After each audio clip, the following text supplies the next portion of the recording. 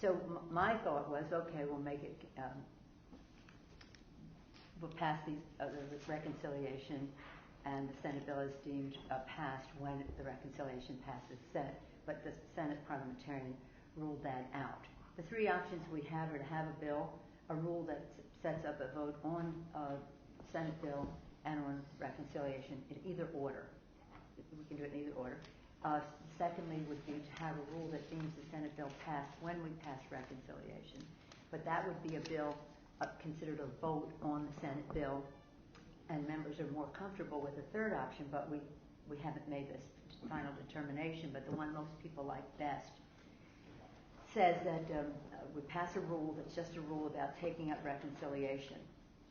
Upon passage of our reconciliation bill, the Senate bill will be deemed passed. Have you gotten the distinctions among them? I think so.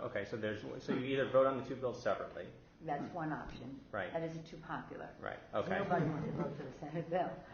Or it seems like there's two options because the third one was ruled out by the parliamentarian. The second option is you deem it passed. You just have. There's three. Two bills. Mm-hmm. One is deemed passed in the rule, mm-hmm. but then the Senate, the rule could be considered a Senate vote rule, okay. And people don't want it, but it's a possibility. Or the third is the vote is on the reconciliation bill. Upon its passage, the Senate bill is deemed passed. Okay. It's more insider and process oriented than most people want to know. But I like it because people don't have to vote on the Senate bill. I'm going to have to excuse myself one more time. If you think this is bad, just imagine what tomorrow would be. Excuse me. Or what was to it being passed in the rule before the right vote essentially is only a possibility. I know you probably all have fancy luncheons that you have to get to. I'm free. Okay, I'm sorry. It's just. That's the way it is. Sometimes when we were doing the health care bill before, we had, and the energy bill, we had the Chancellor of Germany. I kept leaving the room, and this is on energy, and she kept saying, did we get a vote? Was that one for us? And the Republicans were at the table, and they were like, what is this? Did we get one for the energy bill? And then the next time we had her and His Holiness the Patriarch. She came back. She was here in the summer, and then she came back in the fall to speak, and kept leaving the room, and they were saying the same thing. Why is it even a discussion that you would have a vote on health care? Doesn't everybody understand that people are entitled to health care? The Republicans didn't like that exchange either. So in any event, in this week, yes, sir. So we were talking, before you left, we were talking about this question of, as we understand it, that you'll deem the bill passed upon House passage of the reconciliation. That's one option. So if you go in that option, you were speaking earlier about how time is sort of the enemy of reform here. And it seems that in that world where you sort of say the Senate bill is really not that great, we don't even want to vote on it. Yes. And you have this sort of space in between when the Senate bill will have to be signed for reconciliation to be acted on in the Senate, so it can pass and be signed. It seems like a very troublesome place for Democrats, particularly. Yeah, but we have passed it with the changes. Mm-hmm. With the changes. Without the changes, we could not pass it.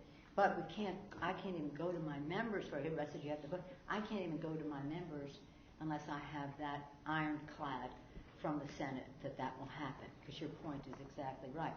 Because we don't want at the end of the day to be left with the Senate bill. And has there been communication with the White House on whether or not if there's an amendment strategy in the Senate that at this point they're ready to just have Senator or Vice President Biden go and rule dilatory? Because that would seem like they should have that strategy. I can't go onto the Senate turf. I mean,